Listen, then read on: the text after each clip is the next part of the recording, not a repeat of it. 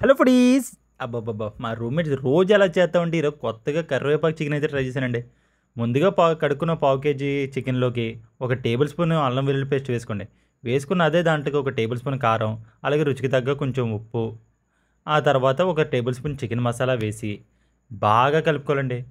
కలుపుకొని దాన్ని ఎలా కలపాలంటే మొత్తం మసాలా అంతా పట్టేలా కలుపుకోవాలి. కలుపుకున్న తర్వాత కనీసం ఒక అరగంట అయినా దానికి రెస్ట్ ఇవ్వాలి. ఆ తర్వాత ఒక ఖాళీ కడాయి పెట్టుకొని అందులో 4 ఎండుమిర్చి, చిటికెడు మిరియాలు, అలాగే ఇంకొంచెం చిటికెడు ధనియాలు, దాంతో పాటు ఇంకొంచెం సోంపు జీర, ఇవి ఇంకో 4 కరివేపాకు రెబ్బలు ఇవన్నీ వేసి దోరగా వేయించుకోవాలండి. ఎంత దోరగా అంటే కరివేపాకు ఎలా అంటే అలా క్రంచీగా ఇరిగిపోయేలాగా బాగా వేగిన తర్వాత దాన్ని బాగా మెత్తగా పొడి చేసుకోవాలి. ఆ తర్వాత ఇంకో కడాయి పెట్టుకొని అందులోకి 2 టేబుల్ స్పూన్ నూనె, కప్పుడు తరిగి పెట్టుకున్న ఉల్లిపాయలు వేసి మెత్తగా వేయించుకోవాలి.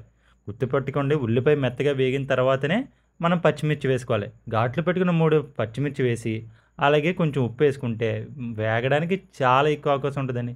ఇదొక చిన్న టిప్పు. మీ అందరికి తెలిస్తే పర్వాలేదు. ఆ తర్వాత మనం వేగిన అదే ఉల్లిపాయల్లోకి అరగంట సేపు మనకి మ్యారినేట్ చేసి పెట్టుకున్న చికెన్ వేసి బాగా కలుపుకోవాలి. గైస్, ప్రతిరోజు ఒక కొత్త వీడియోతో నేను మీకైతే ముందుకొస్తాను. సో, ఇలాంటి మరిన్ని వీడియోస్ కోసం మన ఛానల్ ఇప్పుడే సబ్స్క్రైబ్ చేసుకొని పెట్టుకోండి. ఆ తర్వాత మనం వేసిన చికెన్‌ని బాగా మనం దాన్ని టాస్ చేసుకోవాలి.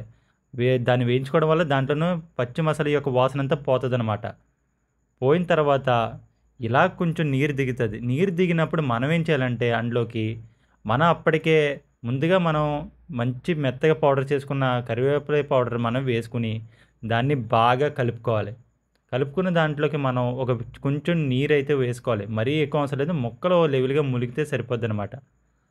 వేయించుకొని మొత్తం అంతా బాగా కలుపుకొని దాని మీద మనం మూత పెట్టుకొని కనీసం ఒక అరగంటైనా సమయం ఇవ్వాలండి. అరగంట పాటు ఉడికిన తర్వాత అందులోని నీరు కూడా బయటకొచ్చి ఇలా మెత్తగా ఉడుకుద్దండి. ఆ తర్వాత మనం ఏం చేయాలంటే దీని మీదన మనం కొంచెం అలా కరివేపాకేసుకొని చివర్లో, కరివేపాకు ఎప్పుడైనా చివర్లో ఏసుకుంటేనే రుచి ఉంటదండి. నాకు ఈ మధ్యనే తెలిసిందనమాట. బాగా కలుపుకొని మీకు ఈ కన్సిస్టెన్సీ నచ్చితే ఇక్కడే వండించుకోండి. ఇప్పుడే దించేసుకోవచ్చనమాట స్టవ్. లేదంటే ఇంకొక 2 మినిట్స్ వదిలేసుకుంటే ఒక 2 నిమిషాలు ఇంకా బాగా గ్రేవీ అవుద్దనమాట. సో, మరిన్ని వీడియోస్‌కి ఇప్పుడు మన ఛానల్ సబ్స్క్రైబ్ చేసుకొని పెట్టుకోండి.